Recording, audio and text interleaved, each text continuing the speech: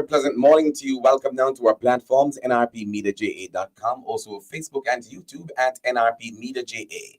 It's Wednesday, January 10, 2024. It's 6:36. I am Leon Nash with the NRP Break of Day Newscast. The news this morning comes to you courtesy of NRP Media and Radio. Reaching you where you are, no boundaries, no limitations whatsoever. Celebrating 3 years since our inception, the NRP brand of radio and other social media platforms on NRP Media JA is your newest online platform accessible for the church and community activities along with news and sports related information. It's the platform you have been longing for. So call us today at 876-336-9928 or email us at nationalreligiousmediaja@gmail.com. NRP Media and Radio, reaching you where you are. No boundaries, no limitations. Here are the headlines. Ministry of Education and Youth Schools, the PNP affirms commitment to strengthen historical bond between the Maroon people and the party. NHD once again urges contributors to be extra vigilant of facing attacks. Police have arrested and charged 2 men with robbery with aggravation. And in sports, 90 sets of cricket kits valued at approximately US $50,000 presented to the Jamaica Cricket Association. Now the details of the news. The Ministry of Education and Youth is to introduce technology labs in primary schools in the next phase of its ongoing drive to build out information and communications technology, ICT, across the education sector. Education Minister Favor Williams said equipping these institutions with technology labs is critical to promoting the development of critical skills for the digital age. Mrs. Williams, who was speaking in a recent JIS news interview, said the primary schools have not normally had technology labs, but that is being changed to creating technology labs so that at an early age the children can have access. She said that the government is engaged in a push to harness ICT as a major pillar in the transformation of the education sector, and also noted that more than half the number of schools targeted for internet access have already received that service. According to the education minister, the ministry is already past the halfway mark in terms of the schools and are ensuring that all high schools labs are also upgraded with technology. Mrs. Williams said that in addition to providing connectivity to schools, the ministry will be increasing the use of technology in classrooms as well.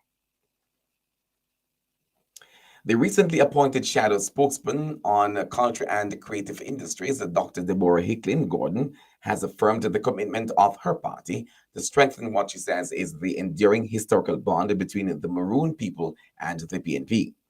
The commitment was given by Dr. Hicklin during recent discussions. According to Dr. Hicklin, the discussion was prompted by Chief Curry's expression of frustration regarding various governance matters at the recent Accompong celebrations in St. Elizabeth.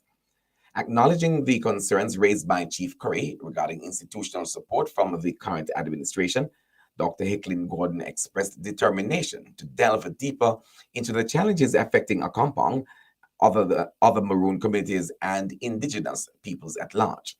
Chief Curry voiced his frustration with a range of issues, primarily stemming from the lack of communication with the current government. Dr. Hicklin says that the PNP acknowledged the paramount importance of upholding these long-standing relationships. She says that the complexities faced by indigenous communities, both locally and globally, are significant, but certainly not insurmountable. She informed that as PNP President Mark Golding has personally pledged, she is dedicated to facilitating further engagement and dialogue rooted in inclusivity and mutual respect to address the constitutional land holding and status-related issues identified amidst the ongoing constitutional changes. Additionally, Dr. Hicklin Gordon conveyed her intention to initiate communication with other Maroon leaders in positions of authority. The PNP, she reminded, remains committed to nurturing cultural relations with all religious, social, and cultural groups in Jamaica. The opposition is highlighting the growing concerns over what it says has been the persistent decline in cruise arrivals. It has also appealed to Minister of Tourism Edmund Bartlett to address what they claim is that should be an alarming trend with immediate and transparent action. Senator Janice Allen, the PNP's Shadow Minister of Tourism, says it is imperative to scrutinize both stopover and cruise visitor statistics.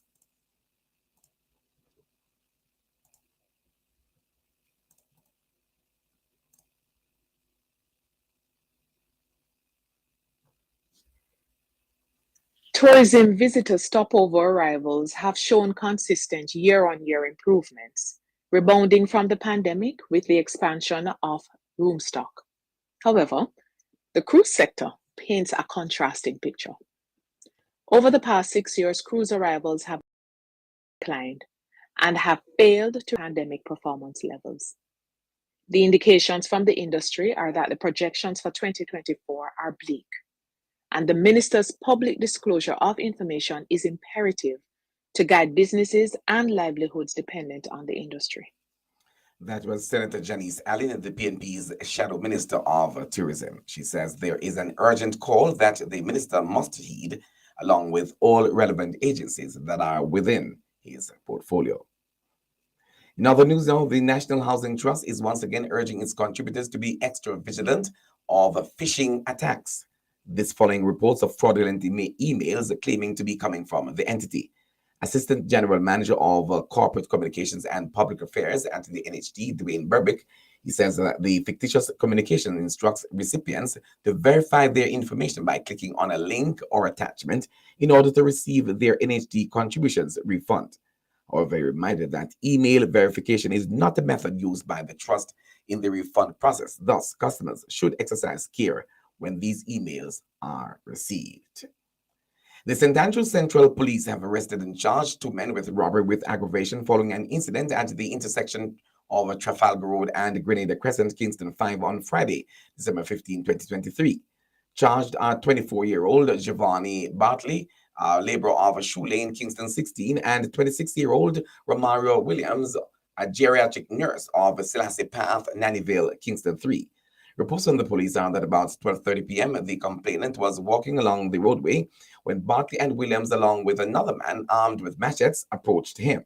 It is reported that they held the man and robbed him of his property, then made good their escape on foot in the area.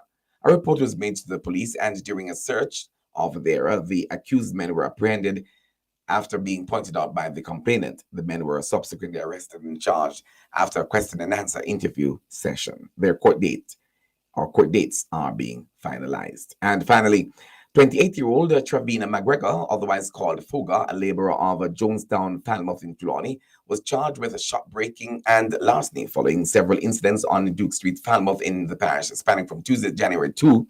The reports from the Falmouth police are that about midnight, the complainant locked up his business establishment and left. Upon his return, routine checks were made, and McGregor was seen on a CCTV footage using an object to pry open a poker box and stole Jamaican $15,000. During another incident on Wednesday, January 3, McGregor was captured on video stealing 12 liquor crates valued over $10,000. The following day, the accused was seen breaking into the gaming lounge where he pried open 3 poker boxes, causing estimated damages of $60,000. On Sunday, January 7, about 2:30 p.m., the complainant made a report to the police, and whilst his statement was being recorded, the accused turned himself in to the police and was pointed out by the complainant. He was subsequently arrested and charged with following a question and answers interview. His court date is being finalized. You're listening to news on NRP Radio, your primary Christian source for news, sports, and the weather on nrpmediaja.com, reaching you where you are. No boundaries, no limitation. The time is now 6:46. Let's take you now to the field of sports, brought to you by Hepburn's Glass. They are located at 13 Chisholm Avenue in Kingston, Jamaica. Hepburn's Glass Appliance is the latest trend-setting supplier of glass and mirrors in the industry. We specialize in tinted and clear glasses, as well as mirrors for all your windows, doors, and closets at very competitive prices. To maximize your shopping experience, we stock 316 and 1/8 mirror thickness and 316 and quarter thickness in our entire stock of float glasses. We have in stock gloves, cutters, and suction cups at unbeatable prices. Our customer service is second to none, with same-day cutting for your specific measurements. Visit our office at 13 Chisholm Avenue, Kingston 13. Call us at 9080962 or email hepburn.glass@gmail.com. Hepburn's Glass. Quality service is our priority.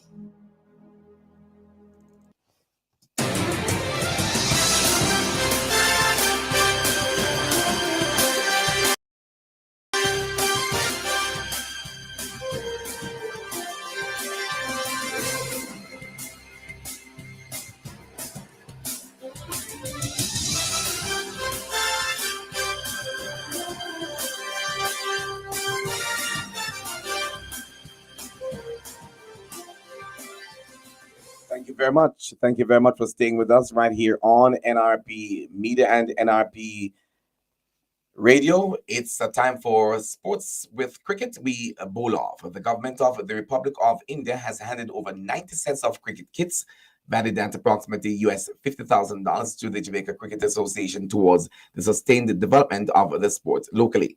Included in the kits are cricket bats, batting pads, gloves, cricket balls, helmets, guards, abdominal tie, arm and leg cricket bats, grip cone, kit bags, stumps, and bails. In 2022, during a visit to the island, President of the Republic of India, His Excellency the Right Honorable Ram Nath Kovind, pledged to donate 100 cricket kits to Jamaica, the first 10 of which were handed over during that visit. The remaining 90 kits were handed over during a ceremony held at the Indian High Commission in Kingston on January 4 this year. In her address at the event, the Minister of Culture, Gender, Entertainment and Sport, Honorable Olivia Bansby Grange, said that the kits have come in time for the schoolboy cricket season. Finally, on football, Manchester United proved too strong for League One Wigan Athletic as Eric Ten Hag's side moved into the fourth round of the FA Cup. Diogo Dalot fired the 12-time winners into a 22nd minute lead with a fine curling strike after the impressive Marcus Rashford had a shot blocked. Rasmus Højlund's diving header clipped the bar. Rashford had an attempt fumbled against the post by Wigan goalkeeper Sam Tickle, and Alejandro Garnacho's well-hit 20-yard effort also bounced off the woodwork as United pushed for a second. Marshall Goda failed to make a clean connection from 6 yards to waste a rare chance of an equalizer for the hosts before United secured the victory in the second half. That's sports, brought to you by Hepburn's Glass, 13 Chisholm Avenue in Kingston.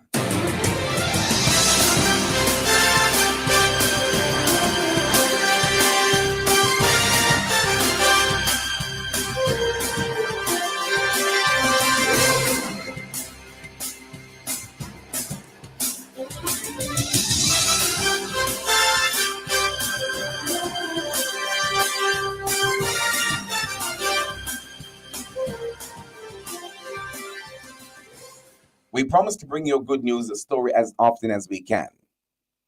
If you know of or are aware of any person, event, whose good story we should highlight, please send this information to our email address at nationalreligiousmedia@gmail.com. That's nationalreligiousmediaja@gmail.com, or call 876-336-9928. Remember too, we invite your feedback to this newscast via WhatsApp. Send us that feedback to 876-336-9928 or any of the platforms that you're currently listening. We invite you to send us that feedback so that we can make improvements as we move along. We invite you also to subscribe to our YouTube channel at NRP Media JA and click on the notification bell. The same applies to our Facebook pages at NRP Media JA and under the name Leon Nash. Send us your friend request as well. Our radio platform at nrpmediaja.com is always operating 24/7, 365 days per year for your listening pleasure. That's the local news and sports. Stand by now for the latest international news, courtesy of the Voice of America.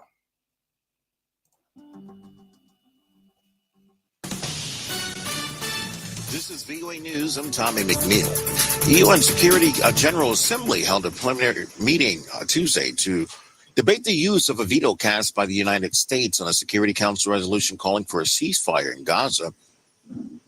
UN Ambassador Robert A. Wood said members worked closely with the UAE, members of the Arab Group, and many other council members on a humanitarian-focused resolution. As Israel moves to a lower intensity phase of its military operation in the north, we believe the United Nations has a crucial role to play in evaluating what needs to be done to allow displaced Palestinians to return home. Wood also said progress is being made in increasing humanitarian aid into Gaza, but that effort is still insufficient to meet the massive need. Kim Lewis, VOA News. After meeting with the Israeli Prime Minister Benjamin Netanyahu in Tel Aviv, U.S. Secretary of State Antony Blinken is urging Israel to engage with the regional on post-war plans. AP's Ed Donahue. Blinken says every partner he has met on this trip say they're ready to support a lasting solution that ends the cycle of violence and ensures Israel's security. But they underscored that this can only come through a regional approach that includes a pathway to a Palestinian state. The U.S. and Israel are united against Hamas, but are sharply divided on the future of Gaza. Israel must be a partner to Palestinian leaders who are willing to lead their people in living side by side in peace with Israel and as neighbors. And Israel must stop taking steps that undercut Palestinians' ability to govern themselves effectively. Israel has vowed to keep going until it destroys Hamas. A military spokesman says the fighting will continue throughout 2024. Donahue. Authorities in Ecuador said men broke into the set of a public television channel in Ecuador waving guns and explosives during a live broadcast. This is VOA News. White House National Security spokesperson John Kirby announced a joint statement by the United States and its partners that they condemn armed transfers between North Korea and Russia. VOA's Rick Pantaleo. White House National Security spokesperson John Kirby said on Tuesday that the foreign ministers of 47 countries, Secretary Blinken and the High Representative of the European Union have released a joint statement condemning the DPRK's export and Russia obtaining North Korean ballistic missiles and Moscow's use of the missiles against Ukraine. As the statement makes clear, the transfer of these weapons increases the suffering of the Ukrainian people, supports Russia's war of aggression, and undermines the global non-proliferation regime. And our government stand together in resolute opposition to these arms transfers. Moscow and Pyongyang have drawn closer since the beginning of the Ukraine conflict. Rick Pantaleo, VOA News. Doctors say U.S. Defense Secretary Lloyd Austin has prostate cancer, and his recent secretive hospitalization was for surgery and later to treat a urinary tract infection related to the operation. 70-year-old Austin was admitted to Walter Reed National Military Medical Center on December 22nd and underwent surgery to treat the cancer. He developed the infection a week later. Cancer Revelation answers the main question about Austin's hospitalization, which was now lasted 8 days, but it only add to the questions of accountability since President Joe Biden only learned about the cancer diagnosis on Tuesday, even though it was made about a month ago. Kremlin foe Alexei Navalny says he's been put into a punishment cell in the Arctic prison colony. AP correspondent Tiffany Wong. Russian opposition leader Alexei Navalny says on social media that officials at the Arctic prison colony have isolated him in a tiny punishment cell over a minor infraction.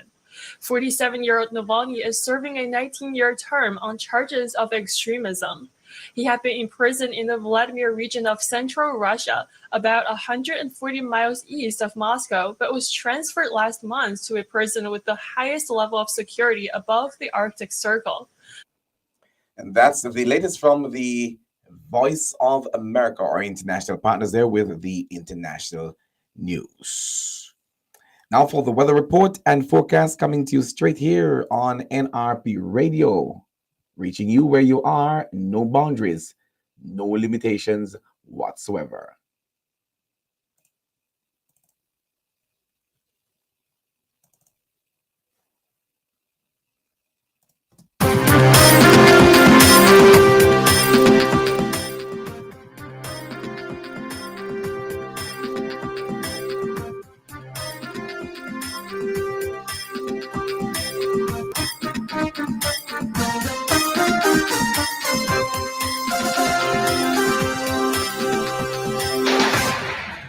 National Met Service is reporting that there is a significant feature of a ridge and low-level jet stream across Jamaica. Both the ridge and low-level jet stream are expected to remain across the island into the weekend. Expect windy conditions to continue, especially across southern parishes. In the 24-hour forecast this morning, expect isolated showers across sections of eastern parishes, mostly sunny elsewhere. Windy as well. And during this afternoon, isolated showers across sections of south central parishes and hilly areas, partly cloudy elsewhere. It will also be windy. Tonight, mainly fair, windy, especially along coastal areas. In our 3-day forecast, starting tomorrow, Thursday, and Friday, mostly cloudy, mostly sunny in the mornings, isolated afternoon showers across areas, partly cloudy elsewhere, and windy. And today, expect partly cloudy conditions across eastern parishes, mostly sunny elsewhere, isolated afternoon showers across the sections of eastern parishes, and windy as well. In terms of other current regional weather features, there is a cold front extending across western Cuba. The maximum temperature expected for Kingston today, 30 degrees Celsius. The maximum temperature expected for Montego Bay today, 29 degrees Celsius. That is the latest weather report and forecast right here inside the NRP Break of Day newscast.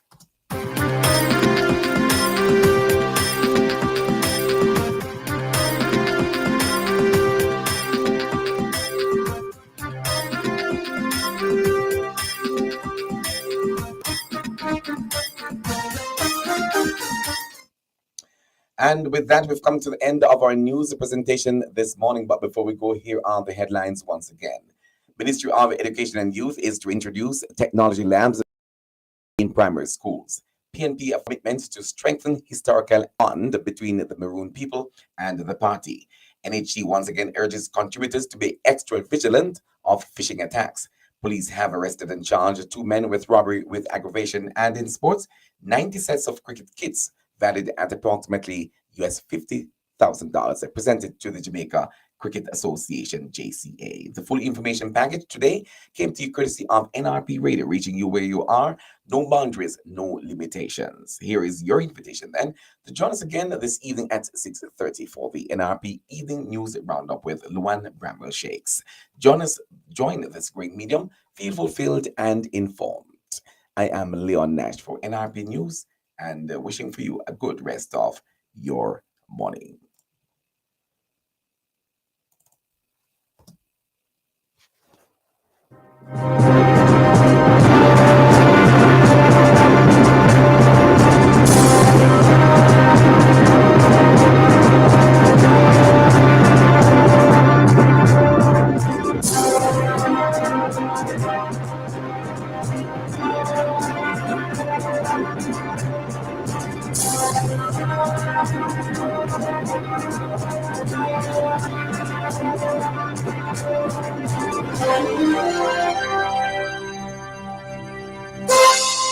Coming up next, right here on this station, is the program Let the Word Speak with Reverend Paul Blair. The time signal comes up right about now. Please join us on radio right now. And